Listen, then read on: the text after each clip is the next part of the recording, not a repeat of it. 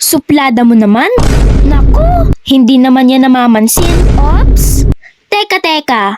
Suplada agad? Hindi ba pwedeng malabo lang ang mata ko? Hey cuties, it's me again, Iglot, ang cutie vlogger ng Quezon. Tara na sa Quezon. So finally, nagka-chance na po akong magpa-eye check-up.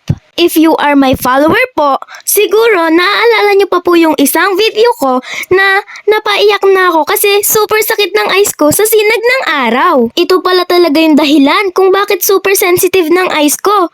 Guys, it's because at an early age, I already have myopia and astigmatism. I am nearsighted po, which means yung malapit lang ang malinaw sa paningin ko. Kaya pasensya na po ha, hindi po ako suplada. So after ko pong magpa-eye check-up, nag-decide na talaga kami na kailangan ko na talaga ng eyeglasses.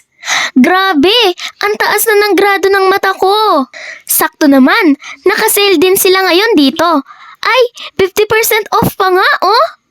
Marami rin pagpipilian na frames. Ako kasi, gusto ko yung medyo maliit lang kasi maliit lang din yung face ko. Ang pinili kong lens ay yung blue-black lens na complete package na.